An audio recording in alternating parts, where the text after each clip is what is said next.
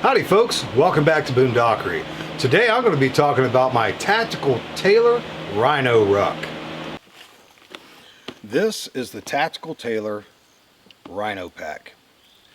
I purchased this during the COVID shutdown when I had tons of free time, and because all the stores were shut down and I could not go anywhere, I, for a very rare occasion, actually had some expendable income. And I did a lot of online shopping. And some of the online shopping I did was through eBay. And some reason or another, during that time period, there were some tremendous deals and finds on eBay. And I was able to pick this up for, it was right around 200 bucks, with free shipping. And I thought it was an amazing deal, and it was one of those spontaneous purchases. I said, wow, that's a pretty nice looking pack. And I really didn't know that much about it when I purchased it. So I purchased it. When I received it, there was no frame, there was no shoulder straps, and no waist belt. So it, I looked at it, it looked fantastic, but because it didn't have the other things with it, I went ahead and hung it up on a hook in my bushcraft laboratory, and it was going to be a project pack, and I would be eventually getting around to it. Well, I am very easily sidetracked. If you've ever looked at the transition of a lot of my videos, I seem to jump around from topic to topic, so the packs are no exception. Well, I did eventually get an Alice frame with some Alice shoulder straps and Alice waist pad, and put it all together, loaded it up, just walked around a little bit to see how it felt. It felt okay, and it went right back on the hook again. And I have never actually used this, really used it. And so I decided a little while back that, you know what, I always have my go-to packs that I absolutely love using for whatever particular time of year it is, particular season, weather conditions, the type of backpacking or bushcrafting I'm going to be doing, whether it's hammock camping or it's ground camping, it's whatever. But I have favorite packs for each one of those types of things. My winter pack was almost always the go-to, was the ILBE. I absolutely love that pack. And so I decided this year I'm going to switch things up. I've not used this, so I was going to use this. Well, I started thinking about some frame options, and I had learned through one of my subscribers and comments that his name's Torsten. He's from Germany. Absolutely amazing man. He told me that the Philby frames fit on all Alice everything. And so I decided, well, I'm going to go with that. So I did a lot of shopping over a prolonged period of time, trying to find the right frame, straps, belt, and everything for the right price. And eventually I was able to purchase a new Philby frame, a new set of Philby straps, and a Molly 2 multicam waist belt. And again, over a long period of time. Well, I eventually got the gumption and the focus to put it all together, loaded it up again, put it on, and it felt fantastic. And so with the capacity of this pack, the design of the pack, the placement of the pouches, and the type of pouches it has, I decided that this was going to make a very good winter pack for me. And that is yet to be determined whether or not that idea is going to be factual or not. But I decided I'd go ahead and start things off with a general overview and a review without field testing of the pack, just so you can see all of the features and see what I've done to the pack since I've received it. Now, there are a lot of you that have heard of the Malice pack, which may never have heard of the Rhino pack. Well, the Rhino pack was developed to meet SOCOM requirements for an updated Alice pack tailored to the requirements of the communicator aka radio operator, who may be deployed across the spectrum of airborne operations. The pack is a static line and MFF jumpable ruck designed explicitly around the STRRLS H-harness, harness single point release, and the parachutist drop bag with rigging channels purposely cut and sewn directly into the bag. For communications, the Rhino Ruck includes a pass-through RTO zipper and the option of attaching a removable PRC 177G go bag. Other features include external compression straps and a double rain fly, reinforced hydration, and commo channels. So in short, it's the ultimate commo ruck on steroids. That is specifically designed to be airdroppable with airborne operations. I'm going to go through all the features of the pack first, and when I'm finished with that, then I'll give all the dimensions for the pouches and the main compartment. I'll also do some comparisons with some other popular military surplus packs. Now we'll start off up here.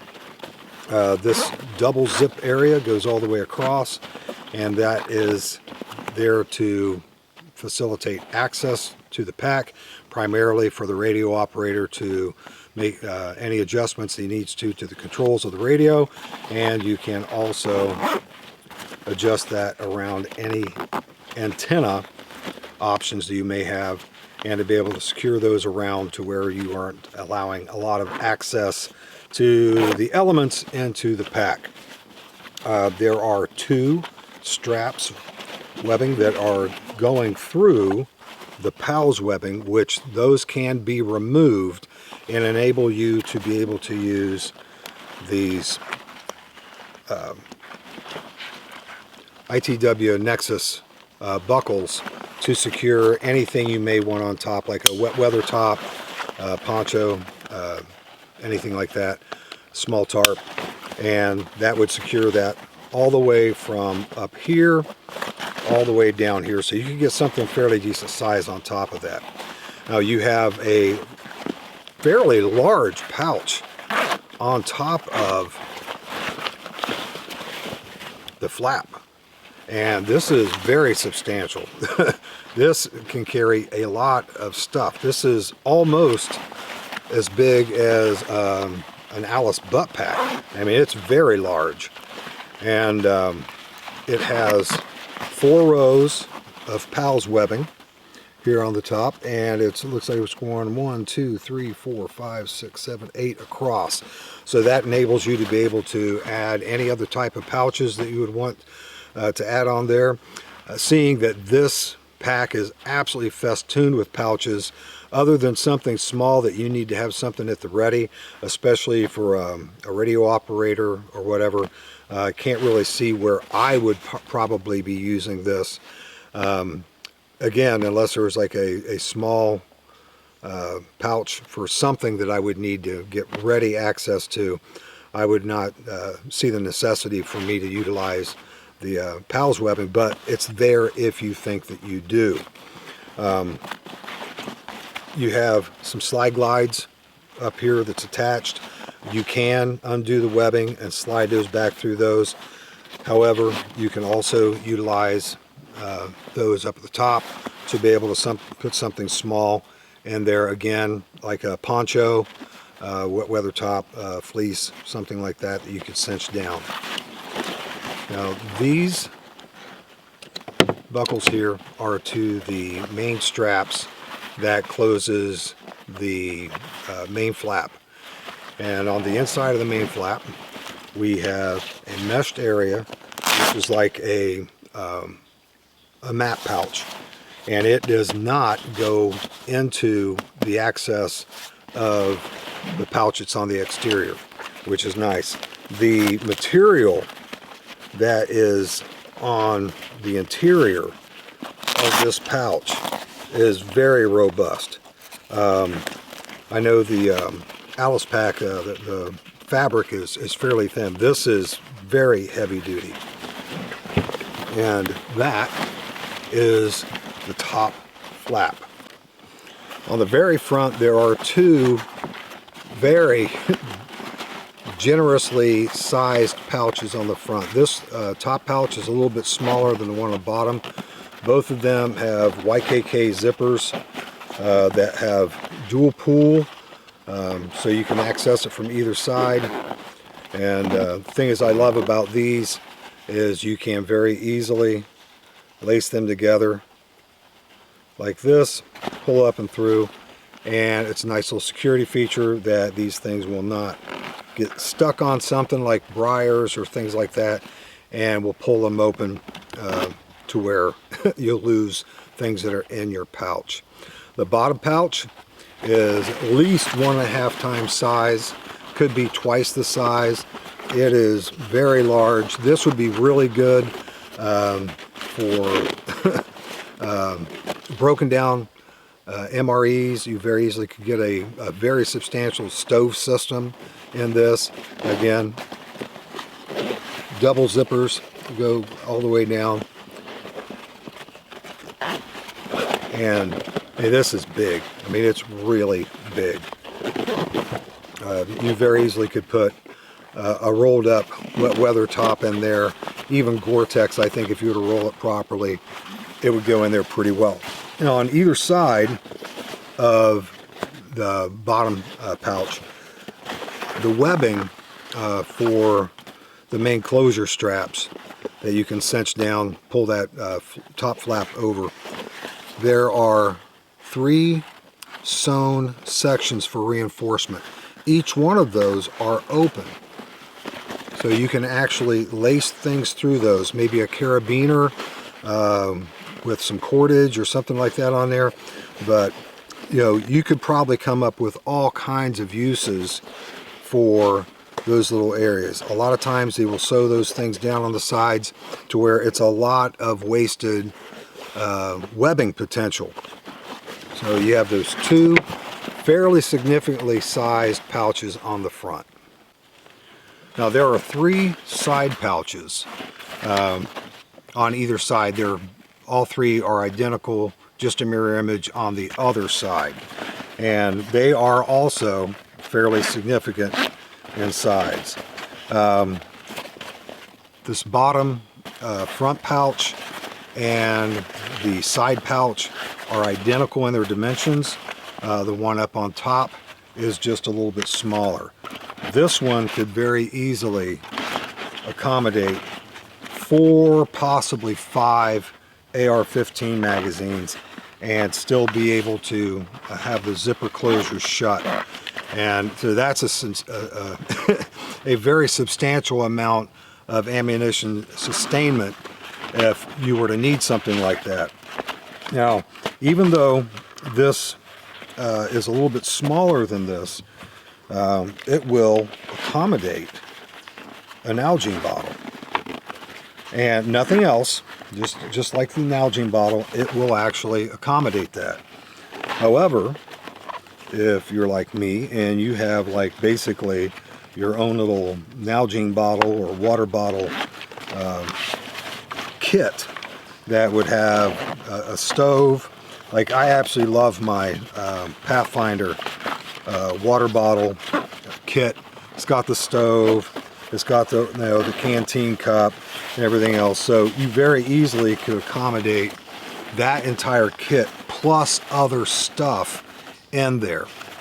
So this is particularly large. Now I own a Grail and I have not considered the Grail yet as far as being able to fit in this pouch, but as you can see, it very easily could accommodate a Grail, and that would be really awesome if it did. I'm gonna have to check that out when I get back to the house. But again, this pouch and this pouch here are identical in their dimensions. So you can either carry extra water, you know, in addition to the complete water bottle kit, And also on the side there is a cinch strap to pull this in, and then there is another cinch strap, compression straps on the top and the bottom of the pack, just directly above and below the side pouch. On the very bottom of the pack, there are 3 sections of 2-inch webbing that are sewn in that are pass-through. So you could use those to attach other things like a sleep system or something like that, bedroll to the bottom of the pack. And these 2 on the side line up beautifully with the pass-through slots that is on the Philby frame. So you could have the frame actually helping to support the weight as opposed to just the pack. When you can actually run your webbing through your frame and then through these, that holds it together without the flopping around that you would have with a lot of things that people would attach to the bottom of their packs. Another thing I wanted to point out is all of the pouches that is on the Rhino have grommet drain holes on those to allow any water that may get in those to drain out. Now we're going to take a look at the interior. Now the Rhino is made very similar to the large Alice or the Alice medium, in that you will have a cinch cord around the closure. You have a nice generous amount of space around here to pucker up over the contents, and the fabric that it's made out of is incredibly snag free.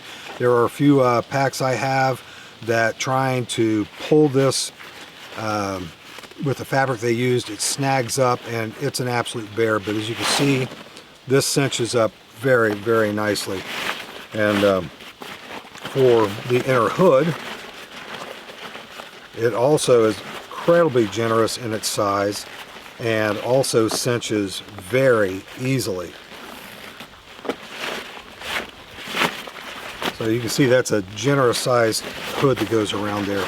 On the very top portion of the pack, on the interior, is the radio pocket.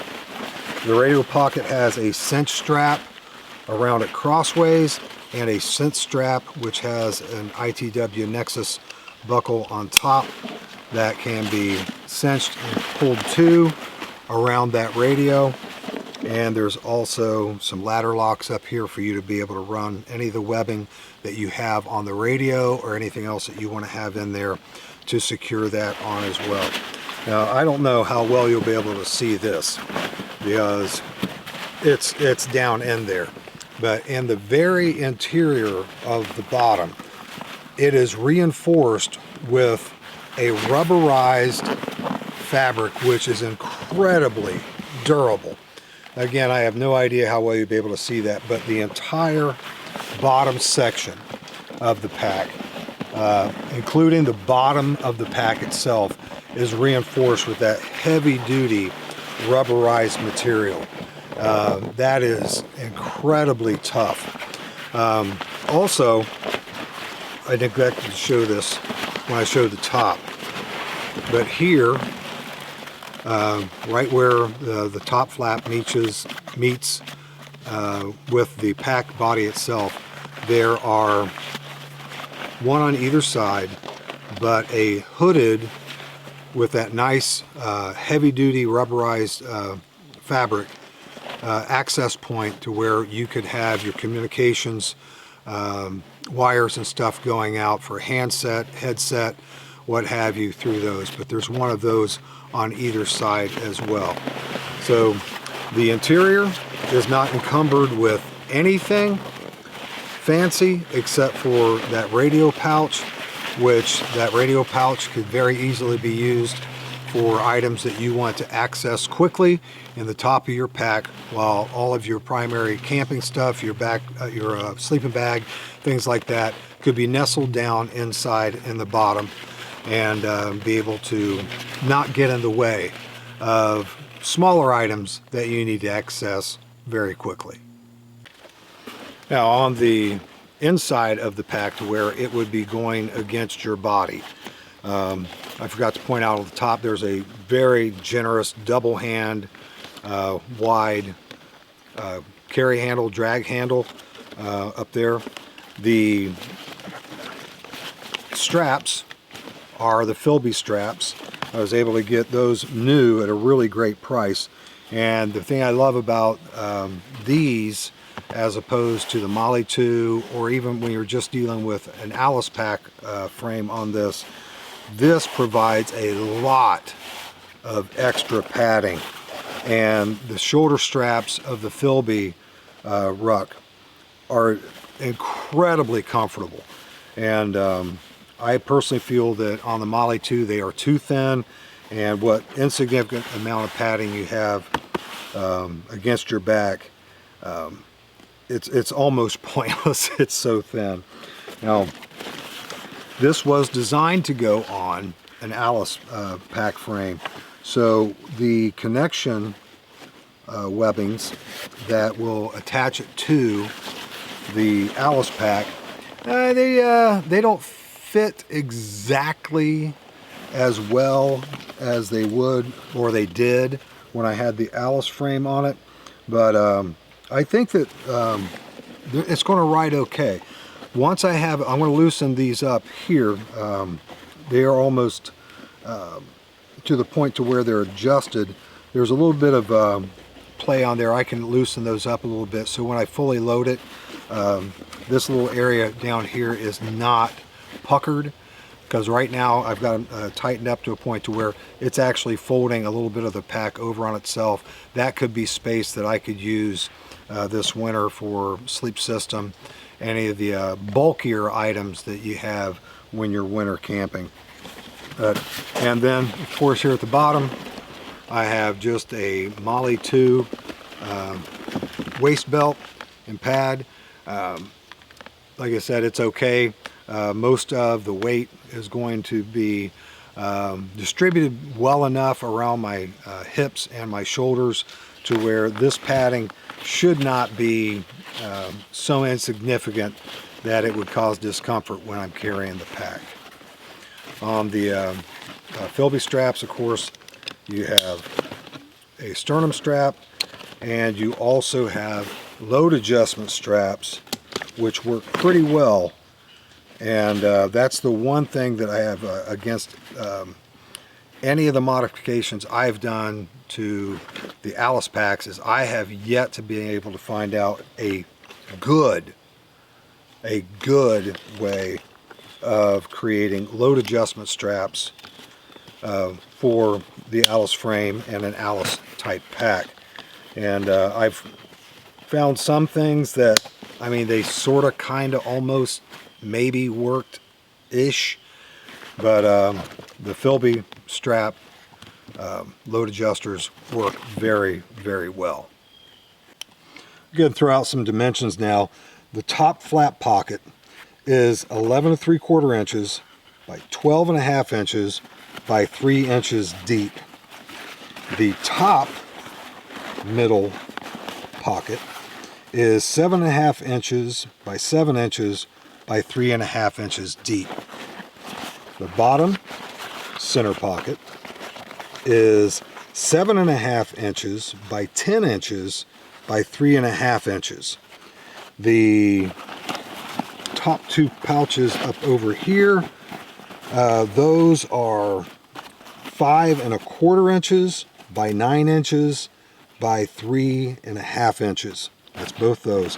Now all four of these, the two down here and the two that's on the upper sides, those are 5 1/4 inches by 9 inches by 3.5 inches. The main compartment is 56 liters or 3,400 cubic inches. All of the exterior pockets add up to a total of 27 liters or 1,650 cubic inches for a total capacity of 83 liters or 5,050 cubic inches. Now we're going to go over the capacities. As you can see, I have the Rhino and I have a large Alice pack. So roughly, I mean, as far as their exterior dimensions are very similar, and when they are fully loaded, they are fairly similar as well. The Rhino pack, for its main compartment, is 56 liters or 3,400 cubic inches. The cubic inches for the exterior pouches, just the exterior pouches, is 1,650, which is 27 liters, which brings its total capacity of 5,050 cubic inches or 83 liters. Now the large Alice pack, it has total 3,800 cubic inches, that's including the pouches, and 62 liters. So the total is 21 liters more for the Rhino. The ILBE, which is one of my favorite packs, is 4,500 cubic inches or 74 liters, which again is smaller. The Philby pack for the main compartment is 3,400 cubic inches or 56 liters. When you add the 2 sustainment pouches and the 2 hydration pouches, you have 5,000 cubic inches or 82 liters. And the large Molly 2 ruck for its main compartment is 4,000 cubic inches, which is 66 liters. And when you add the 2 sustainment pouches, it brings up the total capacity of 5,000 cubic inches or 82 liters. And if you're really old school and you were in during that brief period of time to where they had the CFP 90, I even got the capacities for it, which was 4,026 cubic inches or 66 liters.